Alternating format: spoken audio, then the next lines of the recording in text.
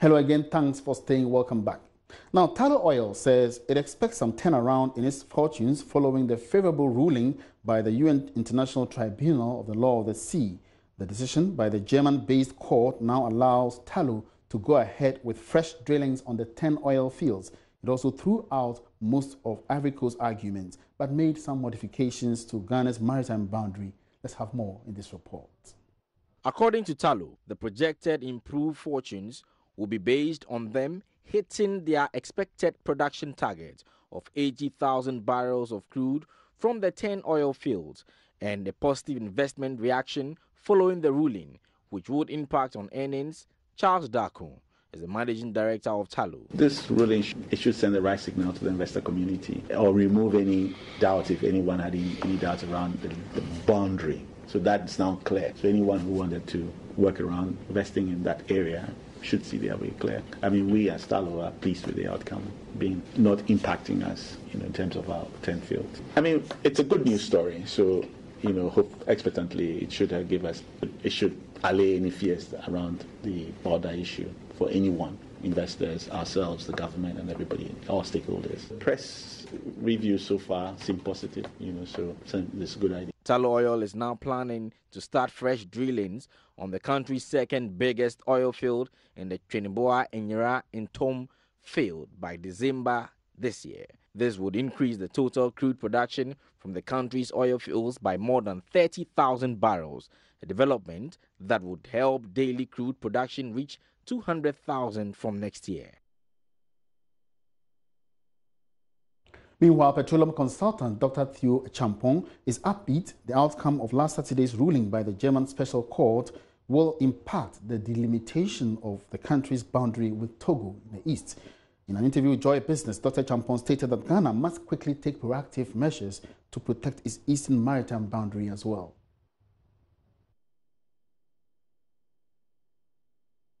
I think luckily now we have the Ghana Maritime Boundary Secretariat, and their scope and remit is to look at all boundaries, not necessarily just Côte d'Ivoire.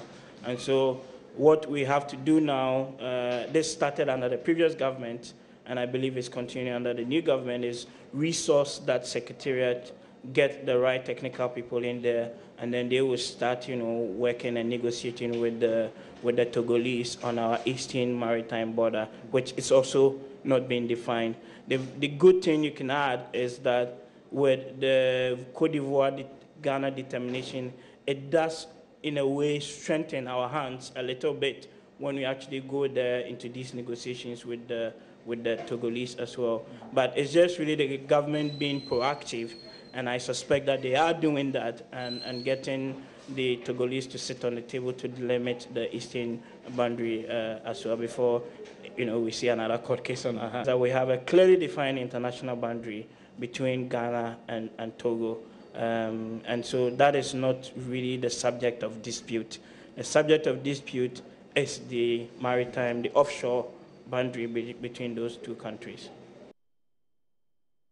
And in another development, petroleum consultant Dr. Theo Champong has been explaining the relevance of the arrival of an Ivorian envoy in the country for further deliberations with their Ghanaian counterparts following last Saturday's ruling.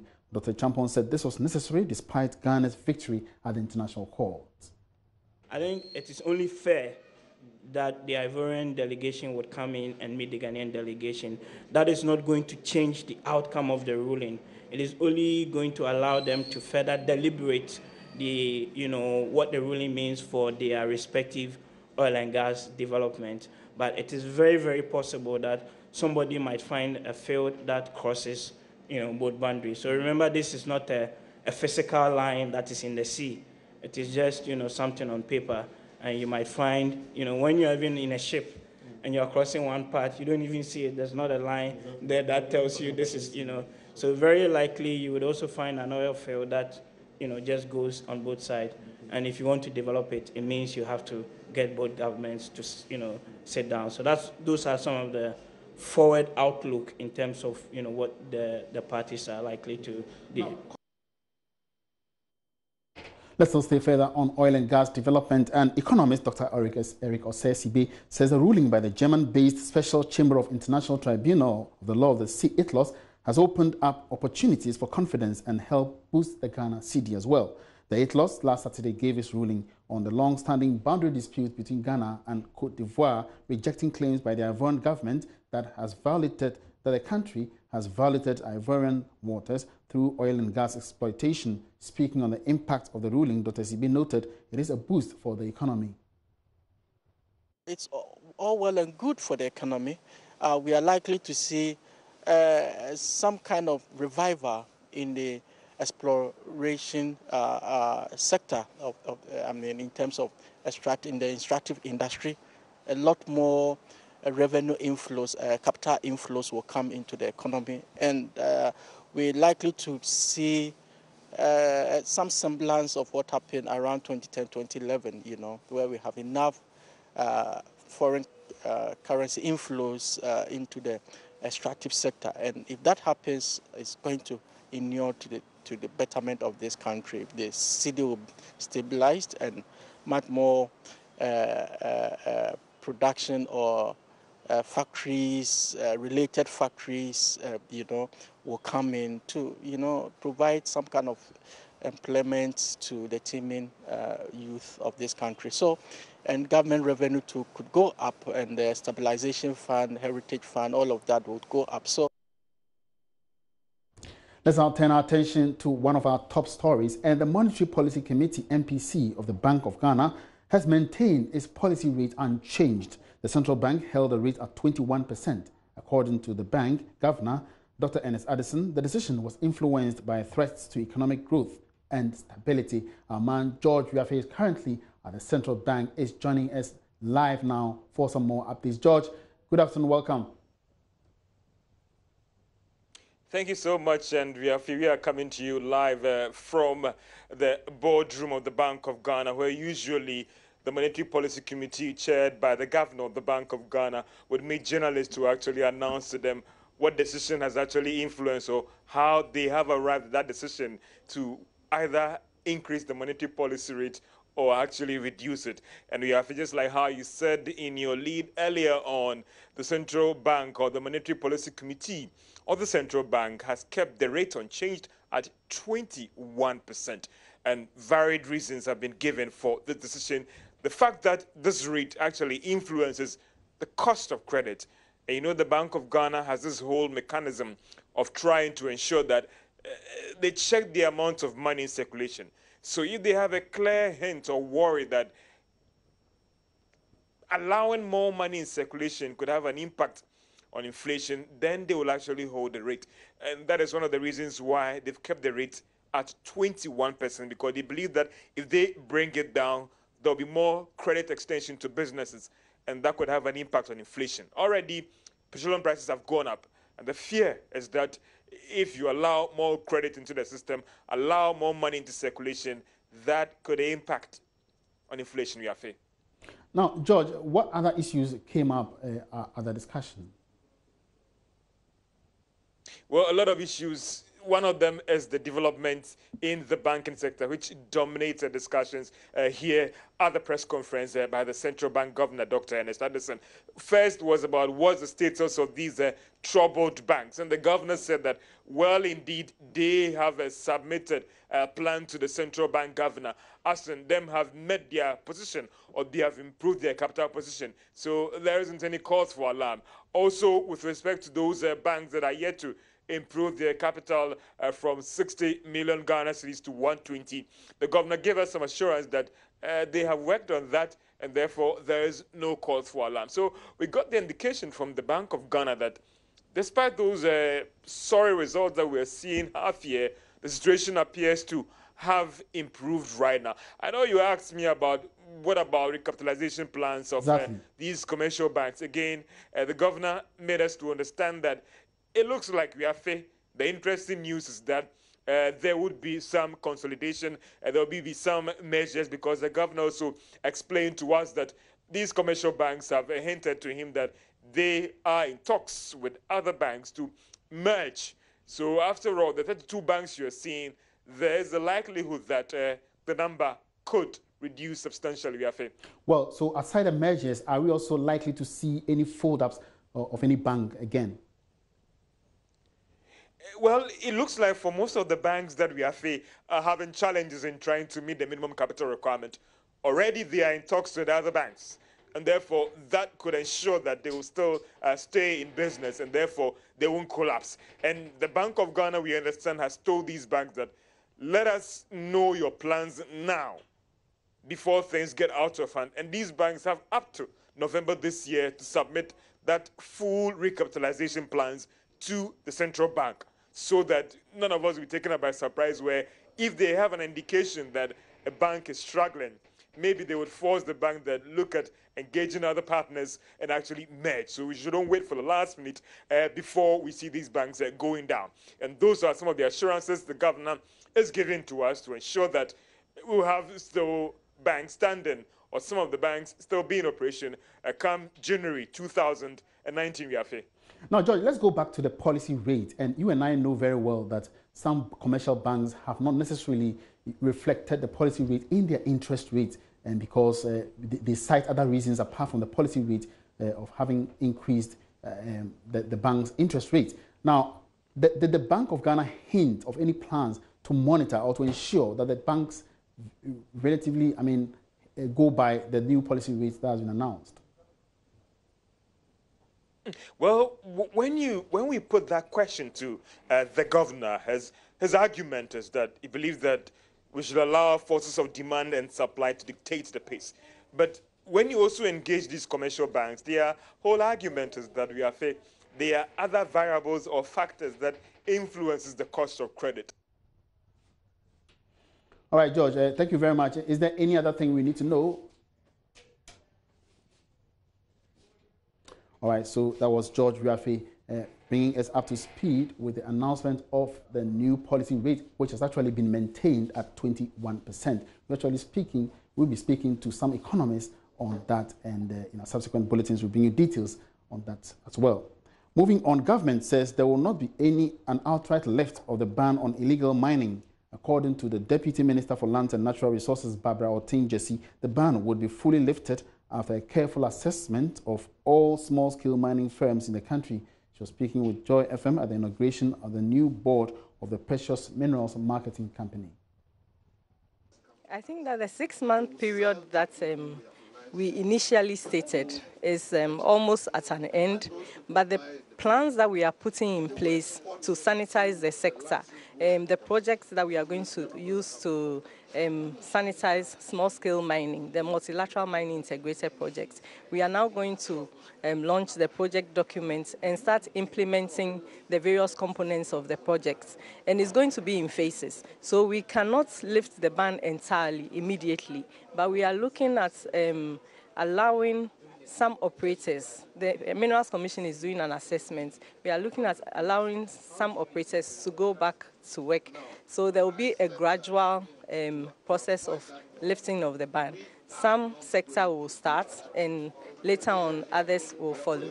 In every organization, the board plays a very important role because it is the board that drives the vision and the mission of the company, make sure that they comply with corporate governance and also they achieve their targets that is set for the company to ensure that it achieves profitability.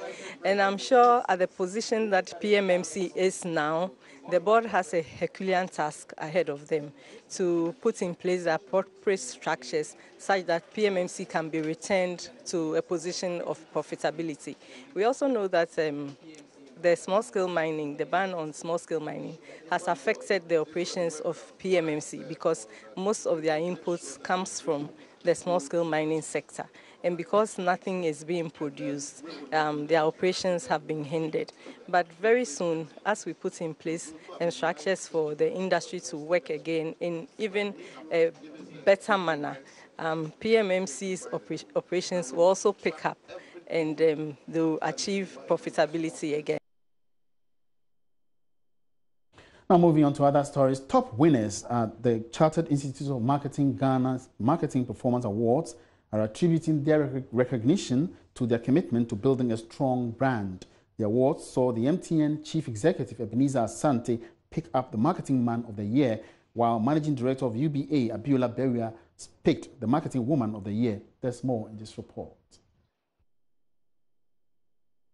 The Chartered Institute of Marketing Ghana, CIMG Marketing Performance Awards, have become the reference point for recognizing various individuals and companies that have distinguished themselves in various areas. According to the MTN boss Ebenezer Asante, the award has come to him because of his commitment to build a strong telecoms brand. This award is coming at a time we are doing everything possible to accomplish the mission that MTN stands for. We believe that every Ghanaian deserves the benefit of a connected life. So until and unless every single Ghanaian anywhere in this country attains that digital space, there is no way we can rest. Managing Director of UBA Abiola Bewa on her part said teamwork got her the recognition. Give the biggest appreciation to my team. I will always appreciate them because they were there for me and they bought into my vision. So we work together as a team, and I believe that this is what has brought us far. Another person I want to say thank you to is my chairman. He's been a source of inspiration to me, and they've given us, he and the board members have really given us a good direction. I believe that this is what has helped UBA Ghana to move this far. Other winners for the night included EcoBank Ghana, emerging the CIMG Bank of the Year. Iswe Loans was adjudged the best finance house. Bond Savings and Loans took the Savings and Loans Company of the Year. George Ofosuhene is the Chief Executive of Bond Savings and Loans. I think the main thing that we have done is to satisfy our customers.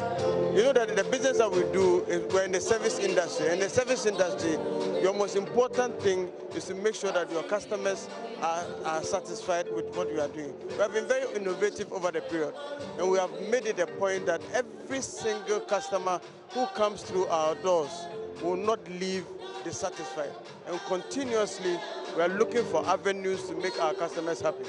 What I would like to add is that, you know, these things do not come easy. Bond has a very, very solid team. It has come because the kind of people that we have within Bond are people who are self-motivated, people who are always, looking for avenues to make sure that customers are satisfied. Other award winners in the personalities category are Clifford Duke Metal, Director Marketing and Alternate Channels Unibank, who picked up Marketing Practitioner of the Year. Loloyon Nowosu, Marketing Student of the Year. Multimedia was awarded the Best Media Organization of the Year. We say congratulations to all award winners. Now crossing over to the Ashanti Regional Capital, Kumasi now, Ghana's groundnut export potential could soon see a revamp with introduction of a new variety resistant to poisonous substances known as aflatoxins. The variety, known as Crop this year, is one of 4 released in Kumasi this year by the Center for Scientific and Industrial Research's Crop Research Institute. Ghana is said to have made $2.4 billion from non-traditional exports, of which groundnuts accounted for $6.4 million in 2013. Government projects to earn $5 billion from the sector by 2019. Major impediment to this target, however, is a highly toxic substance known as aflatoxin, produced by fungus. The presence of aflatoxin in foods, and specifically groundnuts, is a serious threat to human health. They cause stunting in children. They suppress the immune system of human beings, and even if people eat it, they can die from it. Fungi and aflatoxin infection of crops occur during pre-harvest and post-harvest. There's a project, Feed the Future, USAID Feed the Future project, which seeks to reduce aflatoxin contamination in our groundnut variety. The project has been running for 3 years now, and we are telling farmers how to reduce aflatoxin on the field, and especially after harvest, where we ask them to dry them on tarpaulins, but not on bare floors. Though aggressive efforts have been made towards mitigating aflatoxin contamination, Ghana can't export groundnut to the EU due to the presence of unacceptable levels of aflatoxin. Try to open gently. The research center has been working to improve groundnut varieties for the past 8 years. Most of the groundnut varieties released in Ghana from 2000 to 2012 had good yield feature and also tolerant to rosette and other foliar diseases.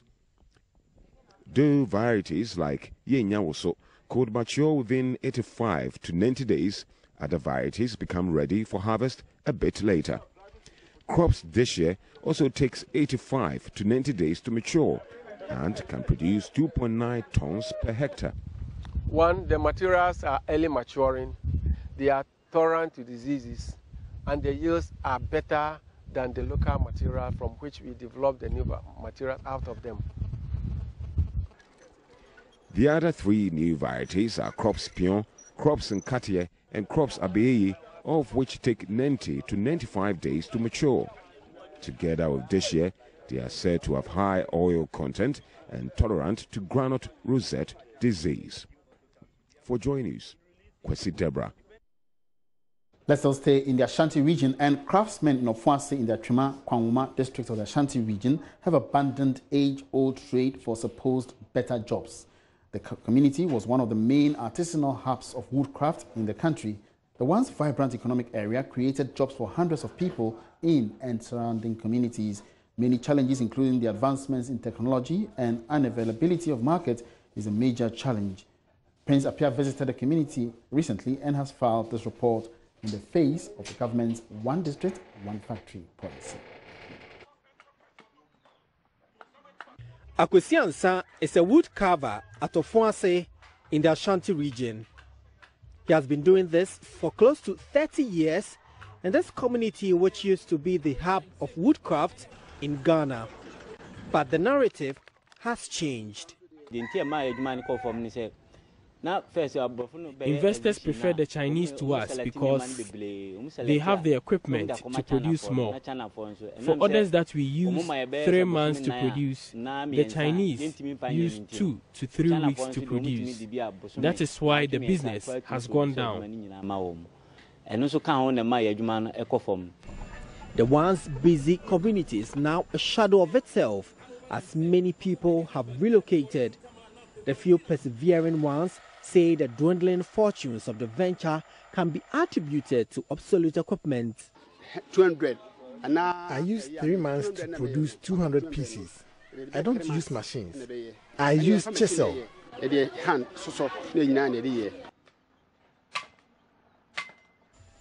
A piece of woodwork passes through various stages to get the desired perfect finish.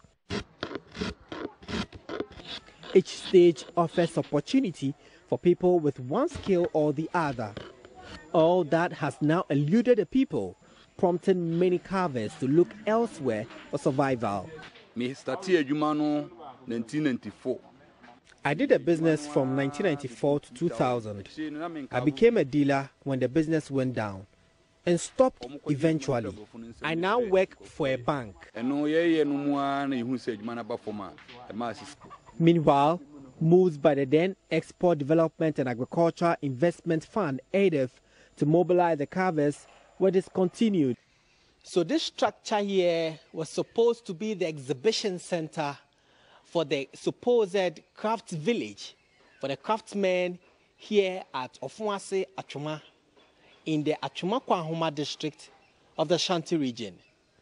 But 10 years on after this structure was put up, it has been left in the fate of dust and weeds. The National Business for Small-Scale Industries, NBSSI, has been involved in the project at the early stages. Nana Sam Hemsen is a district coordinator. Currently, most of them are carving under trees.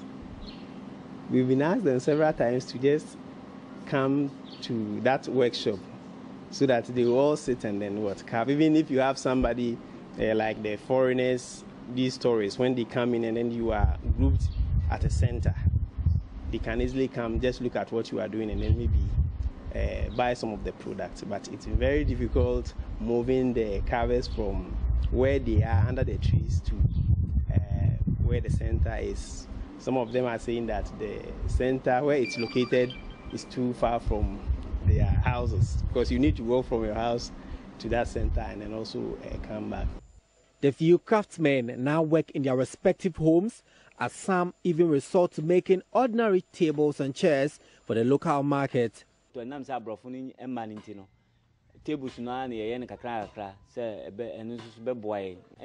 now produce and sell tables and catapults, which we sell one for 20 pesos. The remaining carvers also go through stress, having to transport their product to Kumasi and other places for sale. 284. I take between 200 and 400 pieces to Trek. In Kumasi, we sell one for 20 or 25 cedis, but on Trek, we can sell for 300 or 350 cedis. It is better to go on Trek, but it is stressful. Despite their frustration, the carvers pay attention to the environment as they embark on afforestation to replace their trees they cut for their work. I have planted some trees in my farm.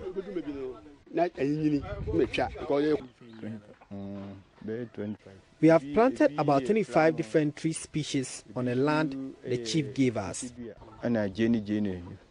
Kwame Boer is regional chairman for the Association of Small-Scale Industries. He speaks of interventions to revive the craft. The road network system in Ofwasi to Kumasi was such that one cannot access that road to the factory in Ofwasi. So we are pleading with government through the district assembly, if they can do something about the road networking system, it will go a long way to alleviate the problems confronting the activities of the people in Ofwasi.